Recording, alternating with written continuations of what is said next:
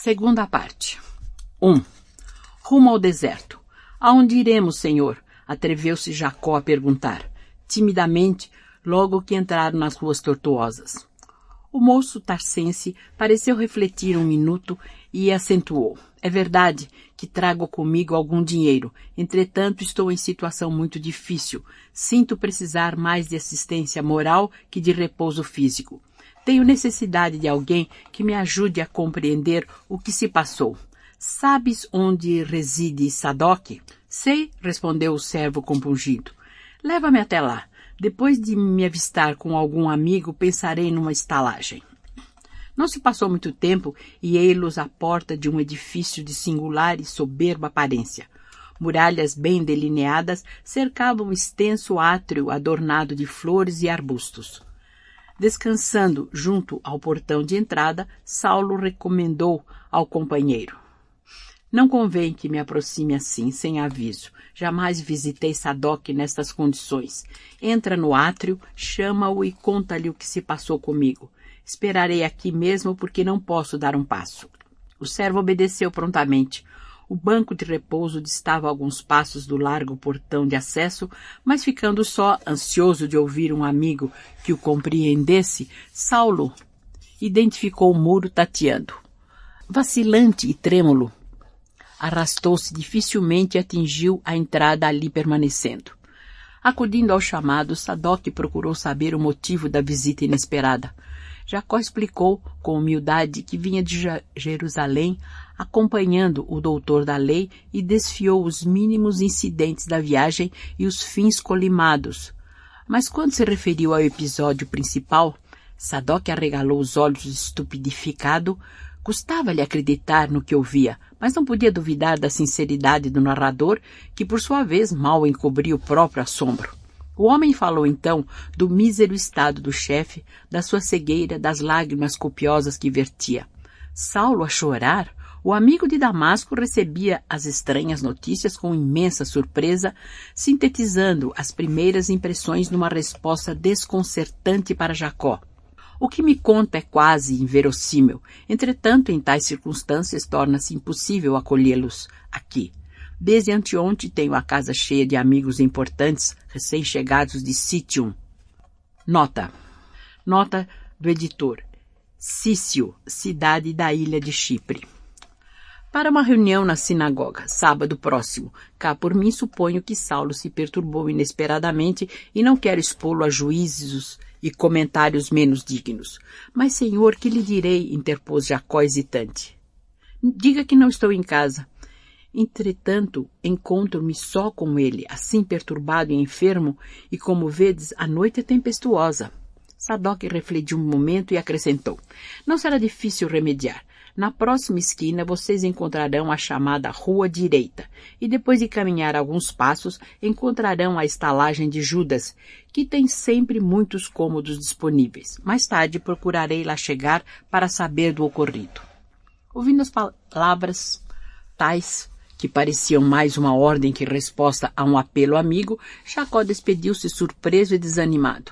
Senhor, disse ao rabino, regressando ao portão de entrada, infelizmente, vosso amigo Sadoc não se encontra em casa. Não está? Exclamou Saulo, admirado. Daqui lhe ouvi a voz, embora não distinguisse o que dizia. Será possível que meus ouvidos estejam igualmente perturbados? Diante daquelas observações tão expressivas e sinceras, Jacó não conseguiu dissimular a verdade e contou ao rabino o acolhimento que tivera, a atitude reservada e fria de Sadoc. Segundo as pisadas do guia, Saulo tudo ouviu mudo, enxugando uma lágrima. Não contava com semelhante recepção da parte de um colega que sempre considerara digno e leal em todas as circunstâncias da vida. A surpresa chocava-o. Era natural que Sadoc temesse pela renovação de suas ideias, mas não era justo abandonar-se um amigo doente às intempéries da noite. No entanto, no rebojar de mágoas que começavam a entumecer-lhe o coração, recordou repentinamente a visão de Jesus e refletiu que, efetivamente, possuía agora experiências que o outro não pudera conhecer, chegando à conclusão de que talvez fizesse o mesmo se os papéis estivessem invertidos. Concluído o relato do companheiro, comentou resignado. Sadoc tem razão. Não ficava bem perturbá-lo com a descrição do fato quando tem à mesa amigos de responsabilidade na vida pública. Além disso, estou cego, seria um estafermo e não um hóspede. Essas considerações comoveram o companheiro, que aliás deixara perceber ao jovem rabino os próprios receios. Nas palavras de Jacó, Saulo entrevira uma vaga expressão de temores injustificáveis. O procedimento de Sadoc talvez lhe houvesse aumentado as desconfianças. Suas advertências eram reticenciosas, hesitantes. Parecia intimidado, como se antevisse ameaças à sua tranquilidade pessoal. Nos conceitos mais simples, evidenciava o medo de ser acusado como portador de alguma expressão do caminho. Na sua amplitude de senso psicológico, o moço tarsense tudo compreendia. Fora verdade que ele, Saulo, representava o chefe supremo da campanha demolidora, mas de hora em diante consagraria a vida a Jesus, assim comprometendo a quantos dele se aproximassem direta e ostensivamente. Sua transformação provocaria muitos protestos no ambiente farisaico. Pressentiu nas indecisões do guia o receio de ser acusado de algum sortilégio ou bruxedo. Com efeito, depois de convenientemente instalados na modesta estalagem de Judas, o companheiro falou-lhe preocupado. Senhor, pesa-me alegar minhas conveniências, mas consoante os projetos feitos, preciso regressar a Jerusalém, onde me esperam 2 filhos, a fim de nos fixarmos em Cesareia. Perfeitamente, respondeu Saulo, respeitando-lhe os escrúpulos. Poderás partir ao amanhecer. Aquela voz antes agressiva e autoritária tornara-se agora compassiva e meiga, tocando o coração do servo nas suas fibras mais sensíveis. Entretanto, senhor, estou hesitando, disse o velho já picado de remorso. Estais cego. Necessitais de auxílio para recobrar a vista e sinto sinceramente deixar-vos ao abandono.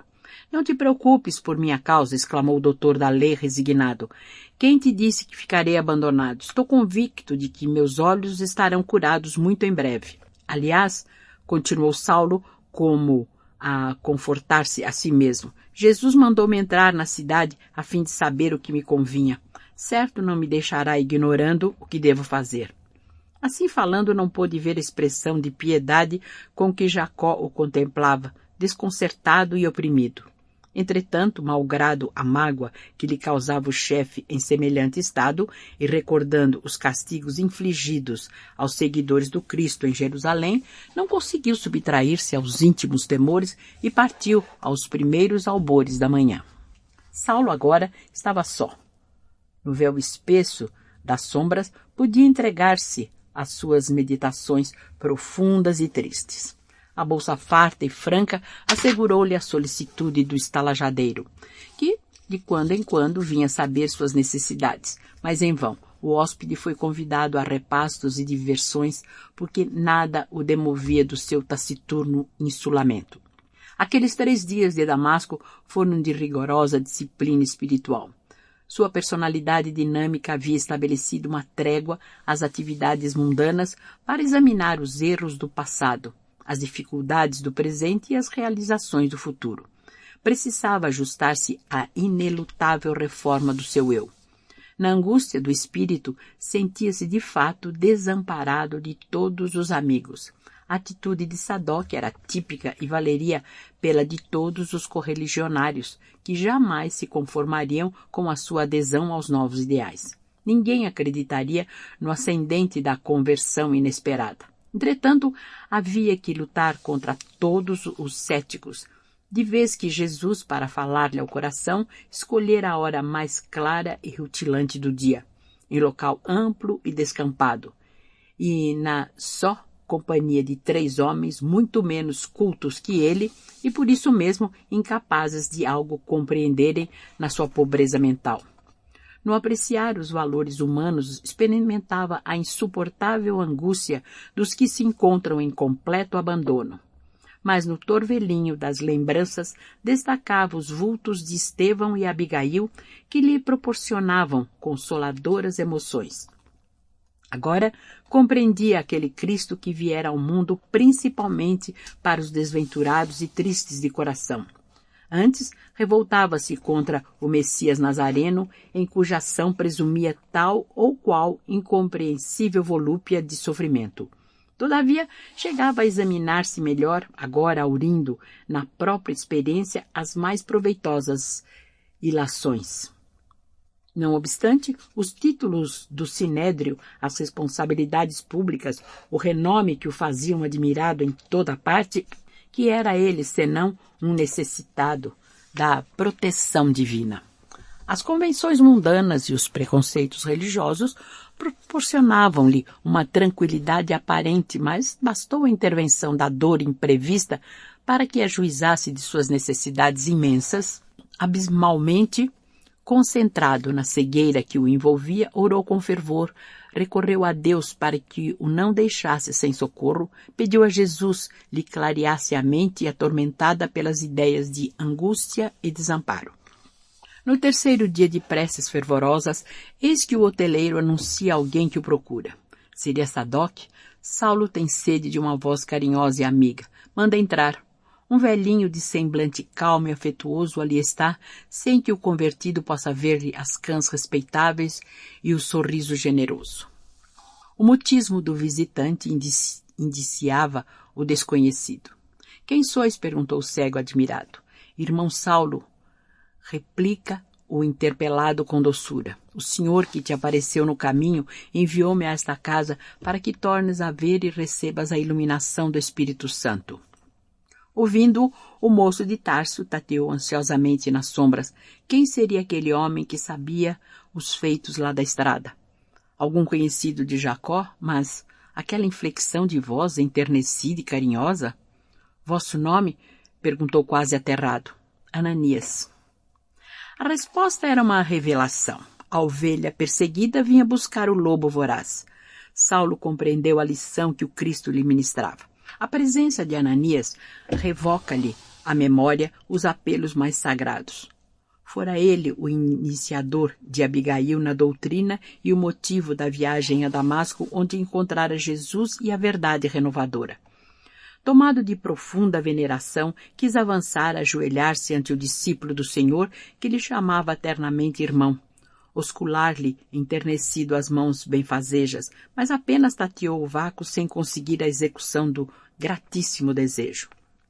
Quisera beijar vossa túnica, falou com humildade e reconhecimento, mas como vedes, estou cego. Jesus mandou-me justamente para que tivesses de novo o dom da vista. Comovidíssimo, o velho discípulo do Senhor notou que o perseguidor cruel dos apóstolos do caminho estava totalmente transformado. Ouvindo-lhe a palavra plena de fé, Saulo de Tarso deixava transparecer no semblante sinais de profunda alegria interior.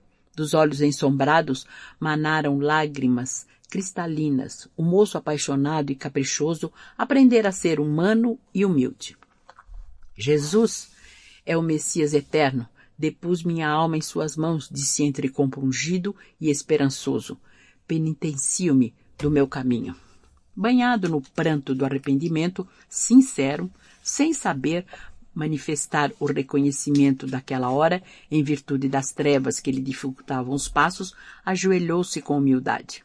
O velhinho generoso quis adiantar-se, impedir aquele gesto de renúncia suprema, considerando a sua própria condição de homem falível e imperfeito, mas desejando estimular todos os recursos daquela alma ardente em favor da sua completa conversão ao Cristo, aproximou-se comovido e, colocando a mão calosa naquela fronte atormentada, exclamou: Irmão Saulo, em nome de Deus Todo-Poderoso eu te batizo para a nova fé em Cristo Jesus. Entre as lágrimas ardentes que corriam dos olhos, o moço tarsense acentuou contrito: Digne-se o Senhor perdoar meus pecados e iluminar meus propósitos para uma vida nova. Agora, disse Ananias, impondo-lhe as mãos nos olhos apagados e num gesto amoroso, em nome do Salvador, peço a Deus para que vejas novamente. Se é do agrado de Jesus que isso aconteça, advertiu Saulo compungido, ofereço meus olhos aos seus santos serviços para todo sempre. E como se entrassem em jogo forças poderosas e invisíveis, sentiu que das pálpebras doridas caíam substâncias pesadas como escamas, à proporção que a vista lhe voltava. Embebendo-se de luz, através da janela aberta, viu o céu claro de Damasco, experimentando indefinível ventura naquele oceano de claridade deslumbrante. A aragem da manhã, como o perfume do sol, vinha banhar-lhe a fronte, traduzindo para o seu coração uma bênção de Deus. Vejo, agora vejo, glória ao Redentor de minha alma, exclamava, estendendo os braços num transporte de gratidão e de amor. Ananias também não se conteve mais em face daquela prova inaudita da misericórdia de Jesus. O velho discípulo do Evangelho abraçou-se ao jovem de Tarso a chorar de reconhecimento a Deus pelos favores recebidos. Trêmulo de alegria, levantou-o em seus braços generosos, amparando-lhe a alma surpreendida e perturbada de júbilo. Irmão Saulo, disse pressuroso, este é o nosso grande dia. Abracemo-nos na memória sacrossanta do Mestre que nos irmanou em seu grande amor. O convertido de Damasco não disse palavra, as lágrimas de gratidão sufocavam-no. Abraçando-se ao antigo pregador num gesto expressivo e mudo, fê-lo como se houvesse encontrado o pai dedicado e amoroso da sua nova existência. Por momentos, ficaram mudos, maravilhados com a intervenção divina, como dois irmãos muito queridos que se houvessem reconciliado sob as vistas de Deus. Saulo sentia-se agora fortalecido e ágil. Num minuto, pareceu reaver todas as energias de sua vida. Voltando a si, do contentamento divino que o felicitava, tomou a mão do velho discípulo e beijou-a com veneração. Ananias tinha os olhos rasos de pranto. Ele próprio não podia prever as alegrias infinitas que o esperavam na pensão singela da rua direita. Ressuscitaste-me para Jesus, exclamou jubiloso. Serei dele eternamente. Sua misericórdia suprirá minhas fraquezas, compadecer-se-á de minhas feridas, enviará auxílios à miséria de minha alma pecadora para que a lama do meu espírito se converta em ouro do seu amor. Sim, somos do Cristo, ajuntou o generoso velhinho com a alegria a transbordar dos olhos. E como se fosse de súbito transformado num menino ávido de ensinamentos, Saulo de Tarso, sentando-se junto do benfeitor amigo, rogou-lhe todos os informes a respeito do Cristo, dos seus postulados e atos imorredouros. Ananias contou-lhe tudo quanto sabia de Jesus por intermédio dos apóstolos. Depois da crucificação, a que ele também assistira em Jerusalém, na tarde trágica do Calvário. Esclareceu que era sapateiro em Emaús e tinha ido à cidade santa para as comemorações do templo. Tendo acompanhado o drama pungente nas ruas regurgitantes de povo, falou da compaixão que lhe causara o Messias coroado de espinhos e apulpado pela turba furiosa e inconsciente. Profunda emoção ao descrever a marcha penosa com a cruz, protegido por soldados impiedosos da fúria popular que vociferava o crime hediondo. Curioso, pelo desenrolar dos acontecimentos, seguir o condenado até o monte. Da cruz do martírio, Jesus lançara-lhe um olhar inesquecível. Para o seu espírito, aquele olhar traduzia um chamamento sagrado que era indispensável compreender. Profundamente impressionado, a tudo assistiu até o fim. Daí a 3 dias, ainda sob o peso daquelas angustiosas impressões, eis que lhe chega a nova alvissareira de que o Cristo havia ressuscitado dos mortos para a glória eterna do Todo-Poderoso. Seus discípulos estavam ébrios de ventura. Então, procurou Simão Pedro para conhecer melhor a personalidade do Salvador. Tão sublime a narrativa, tão elevados os ensinamentos, tão profunda a revelação, que lhe acarava o espírito, que aceitou o Evangelho sem mais hesitação. Desejoso de compartilhar o trabalho que Jesus legara aos que lhe pertenciam, regressou a Emaús, dispôs dos bens materiais que possuía e esperou os apóstolos galileus em Jerusalém, onde se associou a Pedro nas primeiras atividades da Igreja do Caminho. A essência dos ensinamentos do Cristo vitalizara-lhe o espírito. Os achaques da velhice haviam desaparecido. Logo que João e Filipe chegaram a Jerusalém para cooperar com o antigo pescador de Cafarnaum na edificação evangélica, combinaram sua transferência para Jope a fim de atender a inúmeros pedidos de irmãos desejosos de conhecer a doutrina. Ali estivera até que as perseguições intensificadas com a morte de Estevão obrigaram-no a retirar-se. Saulo bebia-lhe as palavras com singular enlevo, como quem franqueava um mundo novo. A referência às perseguições avivava os remorsos acerbos. Em compensação, a alma estava repleta de votos sinceros, promissores de uma vida nova. É verdade, dizia, enquanto o narrador fazia longa pausa. Vim a Damasco com outorga do templo para vos levar preso a Jerusalém. Mas fostes vós que chegastes com outorga de Jesus e a ele me jungistes para sempre. Se vos algemasse na minha ignorância, levar-vos-ia ao tormento e à morte. Vós, salvando-me do pecado, me transformastes em escravo voluntário e feliz. Ananias sorriu sumamente satisfeito. Saulo pediu-lhe então falasse de Estevão, no que foi atendido com solicitude. Em seguida, pediu informes da sua viagem de Jope a Jerusalém. Com muita prudência, desejava do benfeitor qualquer alusão a Abigail. Formulando o pedido, fê-lo com tal inflexão carinhosa que o velho discípulo, adivinhando-lhe o intuito, falou com brandura. Não precisarás confessar teus anseios de moço. Leia em teus olhos o que principalmente desejas. Entre Jope e Jerusalém, descansei muito tempo na vizinhança de um compatrício que, apesar de fariseu, nunca privou os empregados de receberem as sagradas alegrias da Boa Nova. Esse homem, Zacarias, tinha sob seu teto um verdadeiro anjo do céu. Era a jovem Abigail, que depois de receber o batismo de minhas mãos, confessou que te amava muito. Falava do teu amor com ternura ardente e muitas vezes me convidou a orar pela tua conversão a Jesus Cristo. Saulo ouvia emocionado e, após ligeiro intervalo em que o amoroso velhinho parecia meditar, voltou a dizer como se falasse consigo. Sim, se ela ainda vivesse. Ananias recebeu a observação sem surpresa e acentuou. Desde que se aproximou de mim, notei que Abigail não ficaria muito tempo na terra. Suas cores esmaecidas, o brilho intenso dos olhos, falavam-me da sua condição de anjo exilado. Mas devemos crer que ela viva no plano imortal. E quem sabe, talvez suas rogativas aos pés de Jesus hajam contribuído para que o Messias te convocasse à luz do Evangelho às portas de Damasco.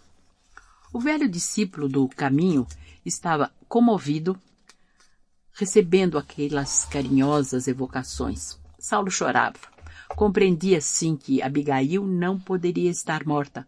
A visão de Jesus redivivo bastava para dissipar-lhe todas as dúvidas. Certamente, a escolhida de sua alma apiedara-se de suas misérias, rogara ao Salvador com insistência, lhe socorresse o espírito mesquinho e, por venturosa coincidência, o mesmo Ananias que lhe havia preparado o coração para as bênçãos do céu, estendera-lhe igualmente as mãos amigas, cheias de caridade e perdão. Agora, pertenceria para sempre àquele Cristo amoroso e justo que era o Messias prometido. Nas emoções extremas que lhe caracterizavam os sentimentos, passou a considerar o poder do Evangelho, examinando seus ilimitados recursos transformadores. Queria mergulhar o espírito nas suas lições iluminadas e sublimes, banhar-se naquele rio de vida cujas águas do amor de Jesus fecundavam os corações mais áridos e desertos. Aquela meditação profunda empolgava-lhe agora a alma toda. Ananias, meu mestre, disse o ex-rabino com entusiasmo, onde poderei obter o Evangelho Sagrado? O antigo discípulo sorriu com bondade e observou, antes de tudo, não me chames mestre. Este é e será sempre o Cristo. Nós outros, por acréscimo da misericórdia divina, somos discípulos, irmãos na necessidade e no trabalho redentor. Quanto à aquisição do Evangelho, somente na Igreja do Caminho, em Jerusalém, poderíamos obter uma cópia integral das anotações de Levi. e, revolvendo o interior de surrada patrona, retirava alguns pergaminhos amarelentos, nos quais conseguira reunir alguns elementos da tradição apostólica. Apresentando essas notas dispersas, Ananias acrescentava: verbalmente, tenho de cor quase todos os ensinamentos, mas no que se refere à parte escrita, aqui tens tudo o que possuo. O moço convertido recebeu as anotações assaz admirado. Debruçou-se imediatamente sobre os velhos rabiscos e devorava-os com indisfarçável interesse. Depois de refletir alguns minutos, acentuava: se possível, pedi-vos-ia deixar-me esses preciosos ensinamentos até amanhã. Empregarei o dia em copiá-los para o meu uso particular. O estalajadeiro me comprará os pergaminhos necessários. E como já iluminado daquele espírito missionário que lhe assinalou as menores ações para o resto da vida, ponderava atento: precisamos estudar um meio de difundir a nova revelação com a maior amplitude possível. Jesus é um socorro do céu. Tardar na sua mensagem é delongar o desespero dos homens. Aliás, a palavra evangelho significa boas notícias. É indispensável espalhar essas notícias do plano mais elevado da vida. Enquanto o velho pregador do caminho observava o interessado, o convertido de Damasco chamou o hoteleiro para comprar os pergaminhos. Judas surpreendeu-se ao verificar a cura insólita. Satisfazendo-lhe a curiosidade, o jovem de Tarso falou sem rebuços: Jesus enviou-me um médico. Ananias veio curar-me em seu nome. E antes que o homem se recobrasse do espanto, cumulava-o de recomendações a respeito dos pergaminhos que desejava, entregando-lhe a quantia necessária. Dando largas ao entusiasmo que lhe ia na alma, dirigiu-se novamente a Ananias, expondo-lhe seus planos. Até aqui, ocupava o meu tempo no estudo e na exégese da lei de Moisés. Agora, porém, encherei as horas com o Espírito do Cristo. Trabalharei nesse mistério até ao fim dos meus dias. Buscarei iniciar meu trabalho aqui mesmo em Damasco. E fazendo uma pausa, perguntava ao benfeitor que o ouvia em silêncio: conheceis na cidade um rapaz fariseu de nome Sadoque? Sim, é quem tem chefiado as perseguições nessa cidade. Pois bem, continuava o jovem tarsense atencioso, amanhã é sábado e haverá preleção na sinagoga. Pretendo procurar os amigos e falar-lhes publicamente do apelo que o Cristo me endereçou. Quero estudar vossas anotações ainda hoje, porque me darão assunto para a primeira prédica do Evangelho. Para ser sincero, disse Ananias com a sua experiência dos homens, acho que deve ser muito prudente nesta nova fase religiosa. É possível que teus amigos da sinagoga não estejam preparados para receber a luz da verdade toda. A má-fé tem sempre caminhos para tentar a confusão do que é puro. Mas se eu vi Jesus, não tenho o direito de ocultar uma revelação incontestável, exclamou o neófito, como a salientar antes de tudo a boa intenção que o animava. Sim, não digo que fujas do testemunho, explicou calmo o velho discípulo, mas devo encarecer a maior prudência nas atitudes, não pela doutrina do Cristo superior e invulnerável a quaisquer ataques dos homens, mas por ti mesmo. Por mim, nada posso temer. Se Jesus me restituiu a luz dos olhos, não deixará de iluminar meus caminhos. Quero comunicar a Sadoque a ocorrência que deu novos rumos ao meu destino.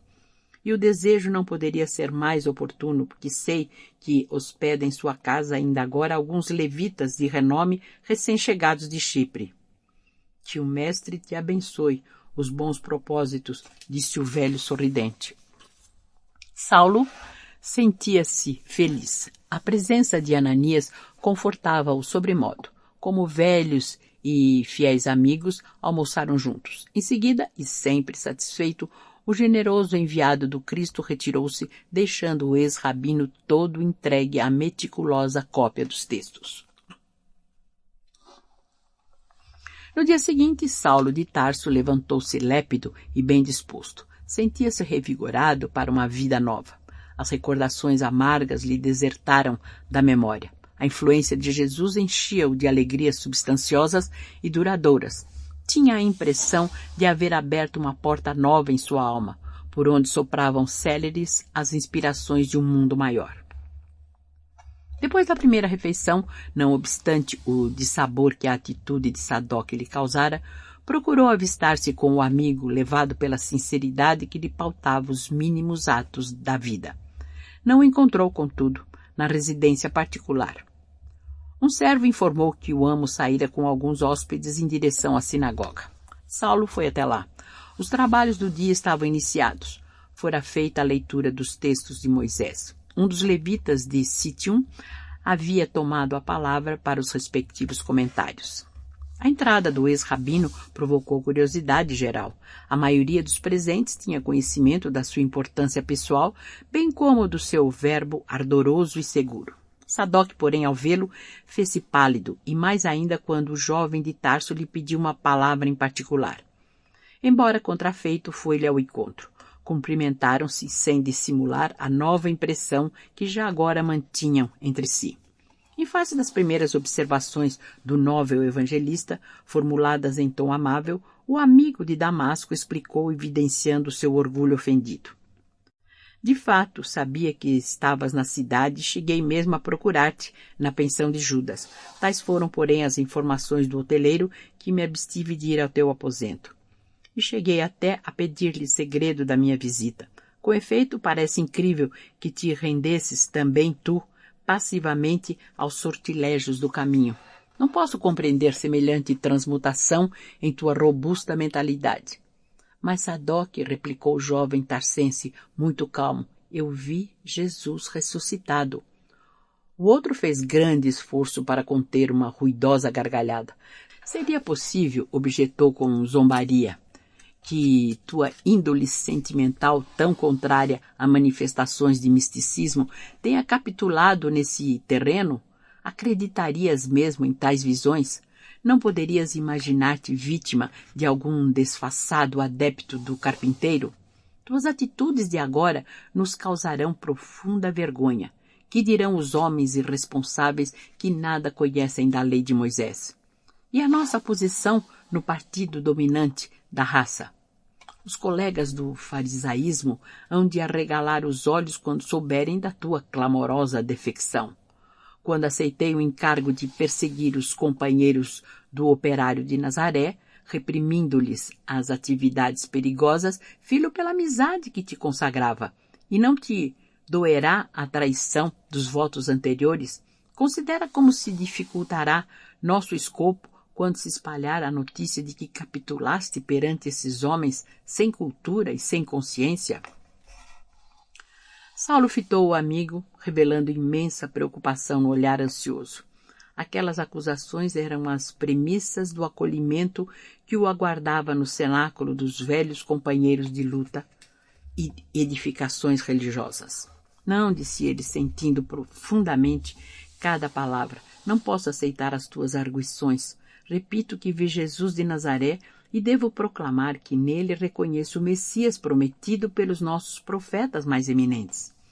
Enquanto o outro fazia largo gesto admirativo ao observar aquela inflexão de certeza e sinceridade, Saulo continuava convicto. Quanto ao mais, considero que a todo tempo devemos e podemos reparar os erros do passado. E é com esse ardor de fé que me proponho regenerar minhas próprias estradas. Trabalharei doravante pela minha certeza em Cristo Jesus. Não é justo que me perca em ponderações sentimentalistas, olvidando a verdade. E assim procederei em benefício dos meus próprios amigos. Os amantes das realidades da vida sempre foram os mais detestados ao tempo em que viveram. Que fazer? Até aqui, minhas pregações nasciam dos textos recebidos dos antepassados veneráveis, mas hoje minhas asserções se baseiam não somente nos repositórios da tradição, senão também na prova testemunhal. Sadoc não conseguiu ocultar a surpresa, mas a tua posição e os teus parentes e o teu nome e tudo o que recebesse dos que rodeiam tua personalidade com fervorosos compromissos, perguntou Sadoc, revocando-o ao passado. Agora estou com o Cristo e todos nós lhe pertencemos. Sua palavra divina convocou-me a esforços mais ardentes e ativos. Aos que me compreenderem, devo naturalmente a gratidão mais sagrada. Entretanto, para os que não possam entender, guardarei a melhor atitude de serenidade, considerando que o próprio Messias foi levado à cruz. Também tu, com a mania do martírio? O interpelado guardou uma bela expressão de dignidade pessoal e concluiu: não posso perder-me em opiniões levianas. Esperarei que o teu amigo de Chipre termine a preleção para relatar minha experiência diante de todos. Falar nisso aqui? Por que não? Seria mais razoável descansares da viagem e da enfermidade, meditando melhor no assunto, mesmo porque tenho esperança nas tuas reconsiderações relativamente ao acontecido. Sabes, porém, que não sou nenhuma criança e cumpre-me esclarecer a verdade em qualquer circunstância. E se te apouparem? E se fores considerado traidor? A fidelidade a Deus deve ser maior que tudo isso aos nossos olhos. É possível, no entanto, que não te concedam a palavra, ponderou Sadoc após esbarrar com a força daquelas profundas convicções. Minha condição é bastante para que ninguém se atreva a negar-me o que é de justiça. Então seja, responderás pelas consequências, concluiu Sadoc constrangido. Naquele momento, ambos compreenderam a imensidão da linha divisória que os extremava. Saulo percebeu que a amizade que Sadoc sempre lhe testemunhara baseava-se nos interesses puramente humanos. Abandonando a falsa carreira que lhe dava prestígio e brilho, via esfumar-se a cordialidade do outro. Mas de tal cogitação logo lhe veio à mente que também ele assim procederia, provavelmente se não tivesse Jesus no coração. Sereno e desassombrado, evitou aproximar-se do local onde se acomodavam os visitantes ilustres, buscando aproximar-se do largo estrado em que se improvisara uma nova tribuna. Terminada a dissertação do levita de Citium, Saulo surgiu à vista de todos os presentes que o saudaram com olhares ansiosos. Cumprimentou afável os diretores da reunião e pediu vênia para expor suas ideias.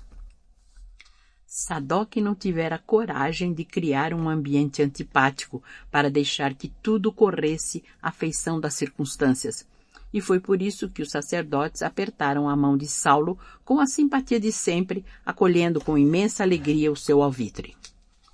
Com a palavra, o ex-rabino ergueu a fronte nobremente, como costumava fazer nos seus dias triunfais. Varões de Israel, começou em tom solene. Em nome do Todo-Poderoso, venho anunciar-vos hoje, pela primeira vez, as verdades da nova revelação. Temos ignorado até agora o fato culminante da vida da humanidade. O Messias prometido já veio, consoante o afirmaram os profetas que se glorificaram na virtude e no sofrimento.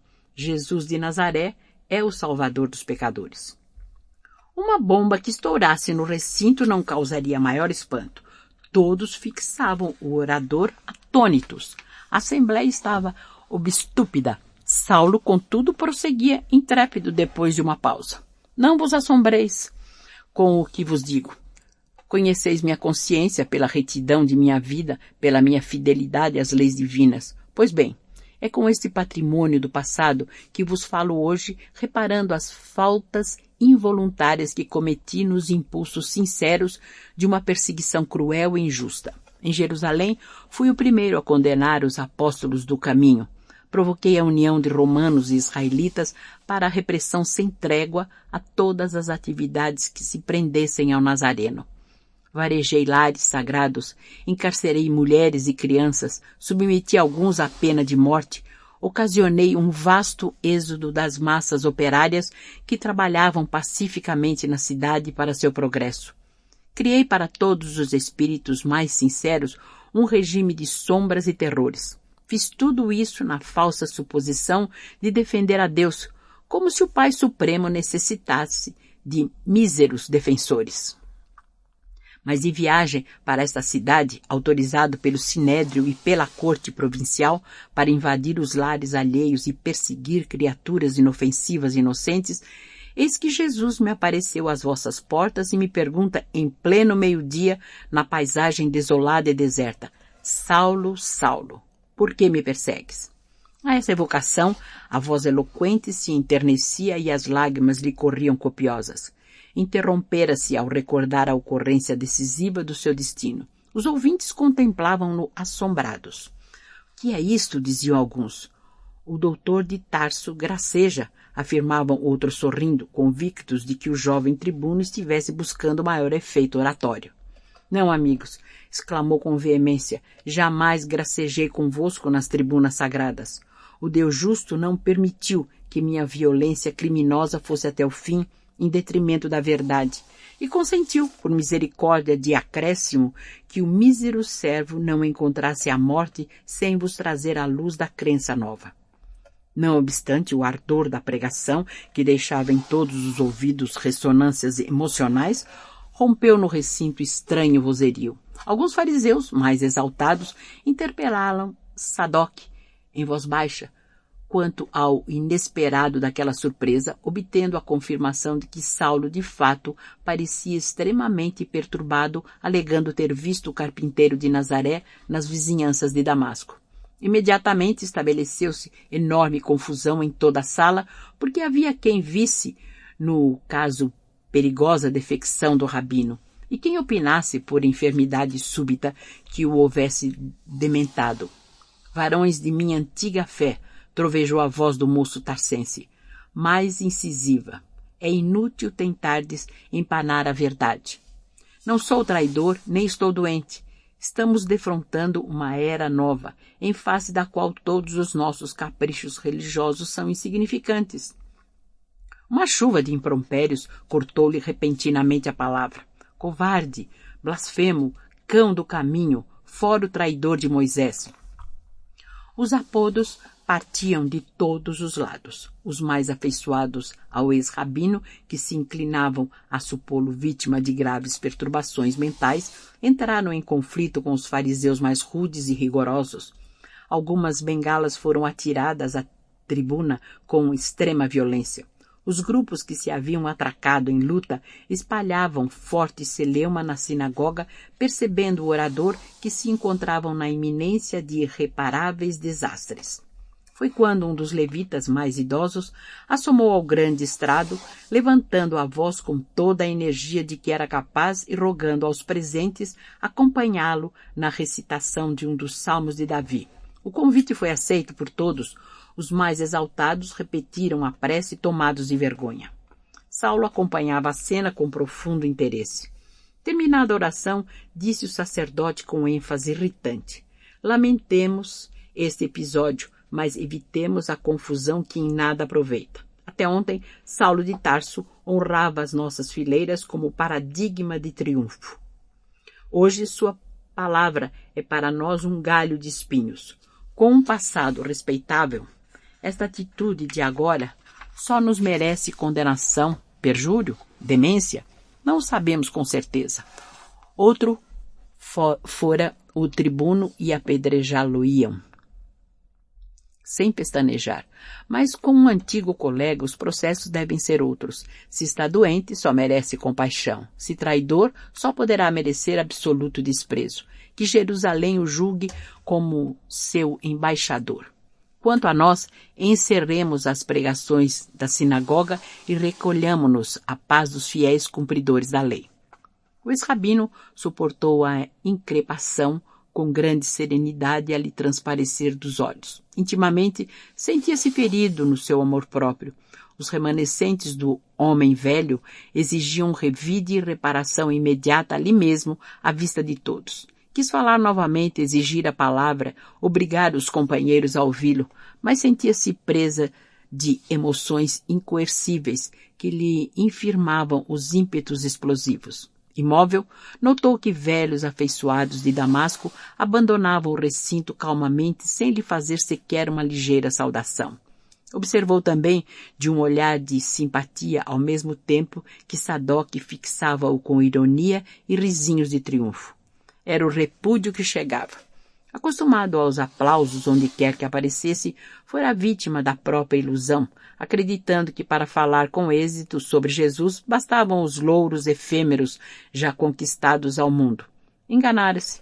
Seus cômpares punham-no à margem como inútil. Nada lhe doía mais que ser assim desaproveitado, quando lhe ardia na alma a devoção sacerdotal. Preferia que o esbofeteassem, que o prendessem, que o flagelassem, mas não lhe tirassem o ensejo de discutir sem peias, a todos vencendo e convencendo com a lógica de suas definições. Aquele abandono feria-o fundo, porque antes de qualquer consideração reconhecia não laborar em benefício pessoal, por vaidade ou egoísmo, mas pelos próprios correligionários atidos às concepções rígidas e inflexíveis da lei. Aos poucos a sinagoga ficara deserta sob o calor ardente das primeiras horas da tarde. Saulo sentou-se num banco tosco e chorou. Era a luta entre a vaidade de outros tempos e a renúncia de si mesmo que começava. Para conforto da alma opressa, recordou a narrativa de Ananias no capítulo em que Jesus dissera ao velho discípulo que lhe mostraria quanto importava sofrer por amor ao seu nome. Acabrunhado, retirou-se do templo em busca do benfeitor a fim de reconfortar-se com a sua palavra. Ananias não se mostrou surpreendido com a exposição das ocorrências. Vejo-me cercado de enormes dificuldades, dizia Saulo, um tanto perturbado. Sinto-me no dever de espalhar a nova doutrina, felicitando os nossos semelhantes. Jesus encheu-me o coração de energias inesperadas, mas a secura dos homens é de amedrontar os mais fortes. Sim, explicava o ancião paciente, o Senhor conferiu-te a tarefa do semeador. Tens muito boa vontade, mas que faz um homem recebendo encargos dessa natureza? Antes de tudo, procura juntar as sementes no seu mealheiro particular para que o esforço seja profícuo. O neófito percebeu o alcance da comparação e perguntou, mas que desejais dizer com isso? Quero dizer que um homem de vida pura e reta, sem os erros da própria boa intenção, está sempre pronto a plantar o bem e a justiça no roteiro que perlustra, mas aquele que já se enganou ou que guarda alguma culpa tem necessidade de testemunhar no sofrimento próprio antes de ensinar. Os que não forem integralmente puros ou nada sofreram no caminho jamais são bem compreendidos, por quem lhes ouve simplesmente a palavra. Contra os seus ensinos estão suas próprias vidas. Além do mais, tudo que é de Deus reclama grande paz e profunda compreensão. No teu caso, deves pensar na lição de Jesus, permanecendo 30 anos entre nós, preparando-se para suportar nossa presença durante apenas 3. Para receber uma tarefa do céu, Davi conviveu com a natureza, apacentando rebanhos. Para desbravar as estradas do Salvador, João Batista meditou muito tempo nos ásperos desertos da Judéia. As ponderações carinhosas de Ananias caíam-lhe na alma opressa como bálsamo vitalizante. Quando hajas sofrido mais, continuava o benfeitor e amigo sincero, terás apurado a compreensão dos homens e das coisas. Só a dor nos ensina a ser humanos.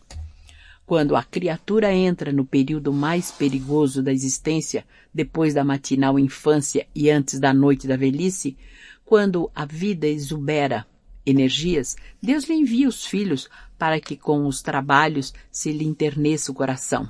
Pelo que me has confessado, é possível não venhas a ser pai, mas terás os filhos do Calvário em toda a parte. Não viste Simão Pedro, em Jerusalém, rodeado de infelizes? Naturalmente encontrarás um lar maior na terra, onde serás chamado a exercer a fraternidade, o amor, o perdão. É preciso morrer para o mundo para que o Cristo viva em nós. Aquelas observações tão sadias e tão mansas penetraram o espírito do ex-rabino como bálsamo de consolação de horizontes mais vastos. Suas palavras carinhosas fizeram-no recordar alguém que o amava muito. De cérebro cansado pelos embates do dia, Saulo esforçava-se por fixar melhor as ideias. Agora se lembrava perfeitamente. Esse alguém era Gamaliel. Veio-lhe de súbito o desejo de se avistar com o velho mestre. Compreendi a razão daquela lembrança. É que também ele, pela última vez, lhe falara da necessidade que sentia dos lugares ermos para meditar as sublimes verdades novas. Sabia-o em Palmira, na companhia de um irmão. Como não se recordara ainda do antigo mestre que lhe fora quase um pai. Certamente Gamaliel recebê-lo-ia de braços abertos, regozijar-se-ia com as suas conquistas recentes, dar-lhe-ia conselhos generosos quanto aos rumos a seguir. Engolfado em recordações cariciosas, agradeceu a Ananias com um olhar significativo, acrescentando sensibilizado. Tens razão, buscarei o deserto em vez de voltar a Jerusalém, precipitadamente, sem forças talvez, para enfrentar a incompreensão dos meus confrades. Tenho um velho amigo em Palmira que me aconselhara de bom grado. Ali repousarei algum tempo até que possa internar-me pelas regiões ermas a fim de meditar as lições recebidas. Ananias aprovou a ideia com um sorriso. Ainda ficaram conversando longo tempo, até que a noite mergulhou a alma das coisas no seu velário de sombras espessas. O velho pregador conduziu, então, o novo adepto para a humilde reunião que se realizava nesse sábado de grandes desilusões para o ex-rabino. Damasco não tinha propriamente uma igreja, entretanto contava numerosos crentes irmanados pelo ideal religioso do caminho. O núcleo de orações era em casa de uma lavadeira humilde, companheira de fé, que alugava a sala para poder acudir a um filho paralítico. Profundamente admirado, o moço tarcense enxergou ali a miniatura do quadro observado pela primeira vez quando tivera a curiosidade invencível de assistir às célebres pregações de Estevão em Jerusalém. Em torno da mesa rústica juntavam-se míseras criaturas da plebe que ele sempre mantivera separada da sua esfera social. Mulheres analfabetas com crianças ao colo, velhos pedreiros rudes, lavadeiras que não conseguiam conjugar duas palavras certas, anciães de mãos trêmulas, amparando-se a cajados fortes, doentes misérrimos que exibiam a marca de enfermidades dolorosas. A cerimônia parecia ainda mais simples que as de Simão Pedro e seus companheiros galileus. Ananias chefiava e presidia o ato, sentando-se à mesa, qual patriarca no seio da família, rogou as bênçãos de Jesus para a boa vontade de todos. Em seguida, fez a leitura dos ensinos de Jerusalém, respingando algumas sentenças do Mestre Divino nos pergaminhos esparsos. Depois de comentar a página lida, ilustrando-a com a exposição de fatos significativos do seu conhecimento ou da sua experiência pessoal, o velho discípulo do Evangelho deixava o lugar, percorria as filas de bancos e impunha as mãos sobre os doentes e necessitados. Comumente, segundo o hábito das primeiras células cristãs do primeiro século, ao memorar as alegrias de Jesus quando servia o repasto aos discípulos, fazia-se modesta distribuição de pão e água pura em nome do Senhor.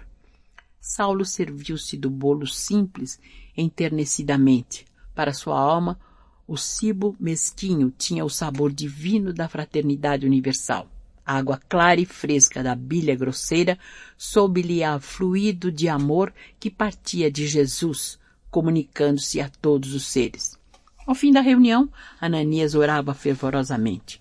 Depois de contar a visão de Saulo e a sua própria, nos comentários singelos daquela noite, pedia ao Salvador proteção ao novo servo em demanda a Palmira, a fim de meditar mais demoradamente na imensidão de suas misericórdias.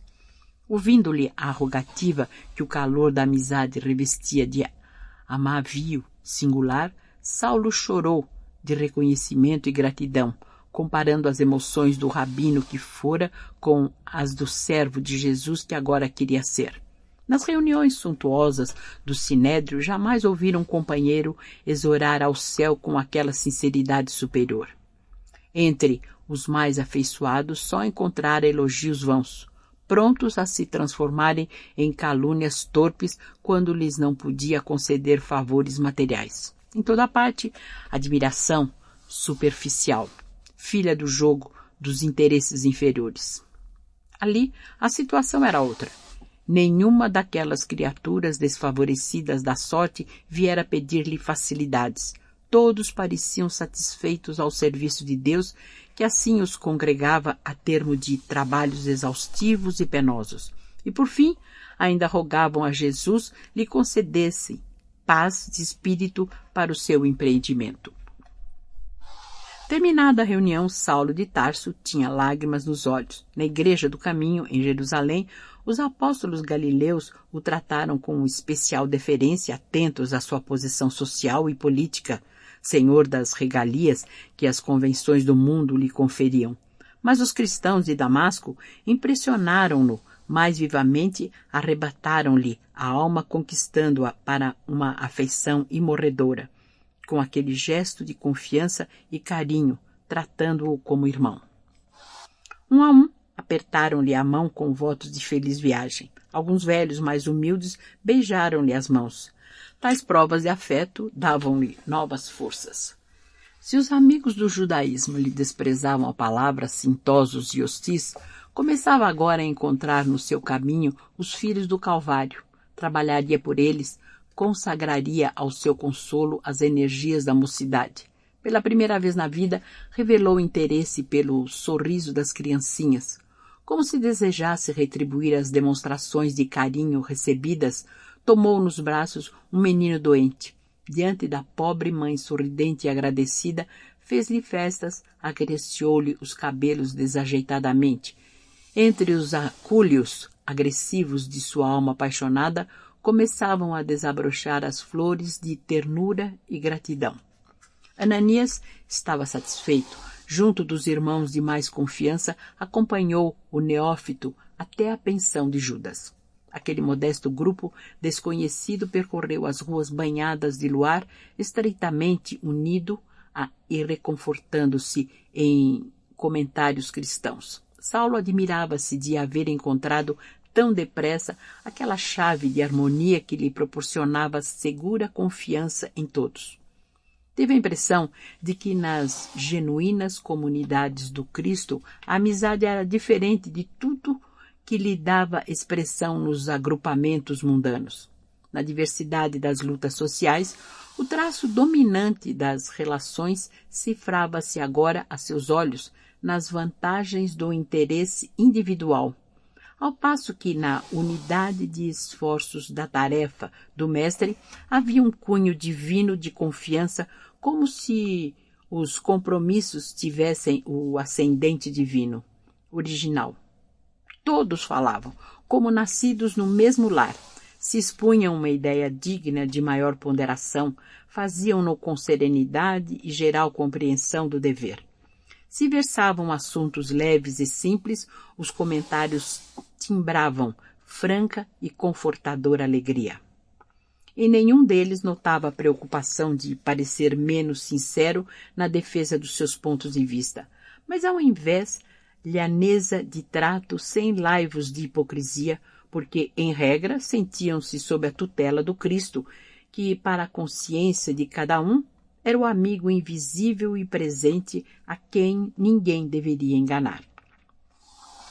Consolado e satisfeito de haver encontrado amigos na verdadeira acepção da palavra, Saulo chegou à estalagem de Judas, despedindo-se de todos profundamente comovido. Ele próprio surpreendia-se com o sabor de intimidade com que as expressões lhe afloravam aos lábios. Agora compreendia que a palavra irmão, largamente usada entre os adeptos do caminho, não era fútil e vã. Os companheiros de Ananias conquistaram-lhe o coração. Nunca mais esqueceria os irmãos de Damasco. No dia imediato, contratando um serviçal indicado pelo estalajadeiro, Saulo de Tarso, ao amanhecer, embora surpreendesse o dono da casa com o seu ânimo resoluto, pôs-se a caminho da cidade famosa situada num oásis em pleno deserto. Nas primeiras horas da manhã, saíam das portas de Damasco 2 homens modestamente trajados à frente de pequeno camelo carregado das necessárias provisões. Saulo fizera questão de partir assim, a pé, de modo a iniciar a vida com rigores que lhe seriam sumamente benéficos mais tarde. Não viajaria mais na qualidade de doutor da lei, rodeado de servos, sim como discípulo de Jesus adstrito aos seus programas. Por esse motivo, considerou preferível viajar como beduíno para aprender a contar sempre com as próprias forças. Sob o calor calcinante do dia, sob as bênçãos refrigeradoras do crepúsculo, seu pensamento estava fixo naquele que o chamara do mundo para uma vida nova. As noites do deserto, quando o luar enche de sonho a desolação da paisagem morta, são tocadas de misteriosa beleza. Sob as frondes de algumas tamareiras solitárias, o convertido de Damasco aproveitava o silêncio para profundas meditações. O firmamento estrelado tinha agora, para seu espírito, confortadoras e permanentes mensagens. Estava convicto de que sua alma havia sido arrebatada a novos horizontes, porque, através de todas as coisas da natureza, parecia receber o pensamento do Cristo que lhe falava carinhosamente ao coração.